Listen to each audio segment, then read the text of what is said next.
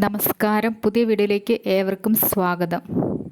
2017 March 5-ാം തീയതി Michel എന്ന പെൺകുട്ടി CA വിദ്യാർത്ഥിനി കാണാതായി. ഹോസ്റ്റലിൽ പഠിച്ചുകൊണ്ടിരുന്ന പെൺകുട്ടിയെ കാണാനില്ലെന്നുള്ള വാർത്തയാണ് മാതാപിതാക്കൾക്ക് ലഭിച്ചത്.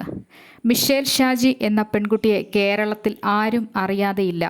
എന്നാൽ മിഷേൽ ഷാജിയുടെ മരണം ഇന്നും കൊലപാതകത്തിന് പിന്നിൽ ആരാണെന്ന് ഇതുവരെ തെളിയിക്കപ്പെട്ടിട്ടില്ല. ഇതൊരു കൊലപാതകം ആണെന്ന് പോലും പോലീസ് സ്ഥിരീകരിക്കുന്നില്ല. ആത്മഹത്യയാണെന്ന് പറഞ്ഞ് എഴുതി തള്ളിക്കൊണ്ട് ഇതൊരു അൺസോൾവ്ഡ് കോൾഡ് കേസായിട്ട് ഇന്നും അവശേഷിക്കുകയാണ്.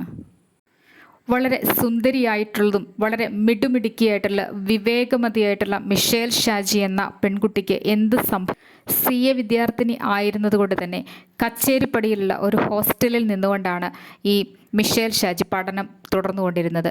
ഇതിനിടയിൽ മിഷേൽ ഷാജിക്ക് ഹോസ്റ്റലിലും പറ്റിയ കൂട്ടുകാരൊക്കെയും ഉണ്ടായിരുന്നു. കലൂരിലെ പള്ളിയിൽ പോവുക പതിവായിരുന്നു. ഇങ്ങനെ മിഷേൽ ഷാജി തൻ്റെ പഠനവുമായി മുന്നോട്ട് പോയിക്കൊണ്ടിരിക്കുന്നതിന് ഇടയിലാണ് ക്രോണിൻ എന്ന കൂട്ടുകാരനുമായി വളരെയധികം അടുത്ത ബന്ധം പുലർത്തിയത്. എന്നാൽ മുൻപോട്ടുള്ള യാത്രയിൽ ക്രോണിനുമായുള്ള ബന്ധം ശരിയാവുകയില്ലെന്നും ക്രോണിൻ്റെ ശല്യം സഹിക്കാനാവുന്നില്ലെന്നും തനിക്ക് പഠനത്തിൽ ശ്രദ്ധിക്കാൻ കഴിയുന്നില്ലെന്നും തൻ്റെ മുന്നോട്ടുള്ള ജീവിതത്തിന് ക്രോണിനൊരു ശല്യമാണെന്നുമൊക്കെ ബുദ്ധിമതിയായിട്ടുള്ള ഈ മിഷേൽ ഷാജിക്ക് തോന്നിത്തുടങ്ങി. പതിയെ മിഷേൽ ഷാജി ഈ ബന്ധം അവസാനിപ്പിച്ചു. എന്നാൽ ക്രോണിൻ ഇത് വിടാൻ തയ്യാറായിരുന്നില്ല.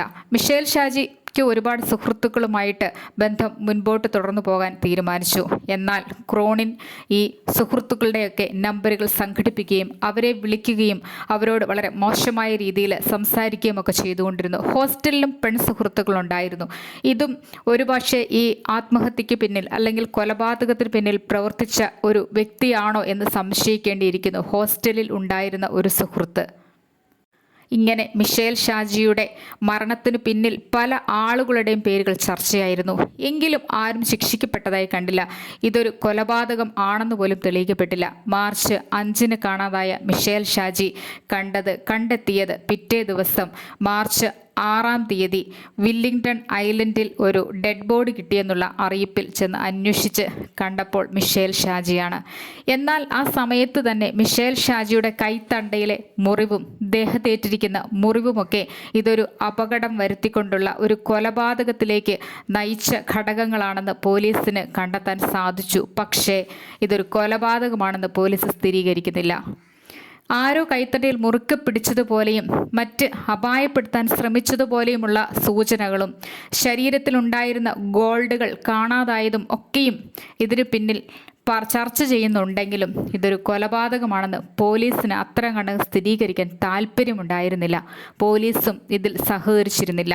ഇതിനു പിന്നിൽ അനേകം ആളുകളുടെ പേരുകൾ പറയുന്നതിനിടയിൽ ചില സിനിമാ നടന്മാരുടെ പേരുകൾ അന്നും കേട്ടിരുന്നു. ഒരു പ്രമുഖ സിനിമാ നടൻ്റെ മകനാണ് മിഷേൽ ഷാജി. കലൂർ പള്ളിയിൽ പ്രാർത്ഥിച്ചതിന് ശേഷം ഇറങ്ങി വരുമ്പോൾ ബൈക്കിൽ വന്നു എന്ന് പറയപ്പെടുന്ന 2 ചെറുപ്പക്കാരിൽ ഒരാൾ പ്രമുഖ സിനിമാ നടൻ്റെ മകനാണെന്ന് അന്നും ചർച്ചയിലുണ്ടായിരുന്നു. എന്നാൽ ഈ പ്രമുഖ സിനിമാ നടനായിരുന്നോ സിനിമാ നടൻ്റെ മകനായിരുന്നോ അദ്ദേഹത്തെ കൊണ്ടുവന്ന് ക്വസ്റ്റ്യൻ ചെയ്യാനോ ഒന്നും ആരും തയ്യാറായില്ല. എന്നാൽ ഈ അടുത്ത കാലത്താണ് മറ്റൊരു പ്രമുഖ സിനിമാ നടൻ്റെ പേരുകൾ മിഷേൽ ഷാജിയുമായി ബന്ധപ്പെട്ട് പുറത്ത് അറിയുവാൻ തുടങ്ങിയത്. അത് വളരെ ഞെട്ടലോടെയാണ് കേരളം കേട്ടത്. സിനിമാ നടനെ നിങ്ങൾക്ക് എല്ലാവർക്കും പരിചിതമാണ്. സിനിമാ നടൻ പല വിഷയങ്ങളുമായി ബന്ധപ്പെട്ട് കേരളത്തിൽ അങ്ങനെ നിറഞ്ഞു നിൽക്കുന്ന ഒരു വ്യക്തിയാണ്. എന്നിരുന്നാൽ പോലും ഈ സിനിമാ നടൻ്റെ പേര് മിഷേൽ ഷാജിയുടെ മരണവുമായി ബന്ധപ്പെട്ട് വിശ്വസിക്കത്തക്ക രീതിയിലുള്ള ഒരു വ്യക്തി ആരോപിച്ചിട്ട് പോലും ഇതിലേക്ക് അന്വേഷണം നീളുന്നില്ല എന്നുള്ളതാണ് ഇവിടുത്തെ പ്രശ്നം.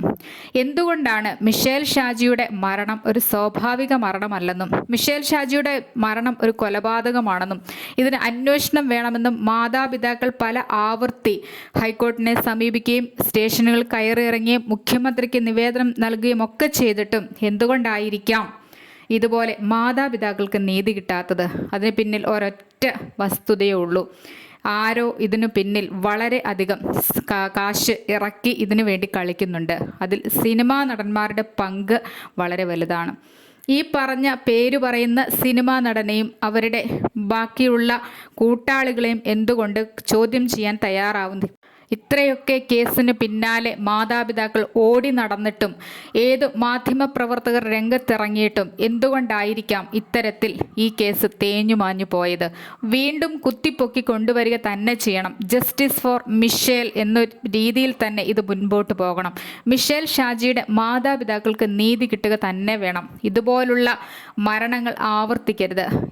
മിഷേൽ ഷാജിയെ പോലുള്ള ഒരു വിവേകമതിയായ പെൺകുട്ടിയെ അപായപ്പെടുത്തി കൊലപ്പെടുത്തി ഇതിന് പിന്നിൽ പ്രവർത്തിച്ച സിനിമ ഫീൽഡിലുള്ളവരായിക്കോട്ടെ, മറ്റ് ഏത് കൂട്ടുകാരായിക്കോട്ടെ, അല്ലെങ്കിൽ ഇതിന് പിന്നിൽ ആരാണെന്ന് കണ്ടെത്താൻ പോലീസ് തയ്യാറാവണം. പോലീസിന് മേൽ സമ്മർദ്ദങ്ങൾ ഉണ്ടാവാം. സിനിമ മേഖലയിൽ നിന്നുള്ള ആളുകളുടെ കാശുകൾ ഇതിനു വേണ്ടി ഇറങ്ങിയിട്ടുണ്ടാവാം. ഇതിന് സമ്മർദ്ദം നല്ലതുപോലെ ഉള്ളതുകൊണ്ട് മാത്രമാണ് ഈ കേസ് തേഞ്ഞുമാഞ്ഞതുപോലെ ആയിരിക്കുന്നത്, തണുത്തുറഞ്ഞു കിടക്കുന്നത്. ഇത്ര വർഷങ്ങൾ കഴിഞ്ഞിട്ടും ഈ കേസിന് യാതൊരു രീതിയിലുള്ള മുൻപോട്ട് നീക്കവും ഉണ്ടാകാത്തത്. എന്തുകൊണ്ടാണ് ഈ കേസ് മാത്രം ഇങ്ങനെ നിൽക്കുന്നത്? ജസ്റ്റിസ് ഫോർ മിഷേൽ ഇത് വിജയിക്കുക തന്നെ ചെയ്യണം.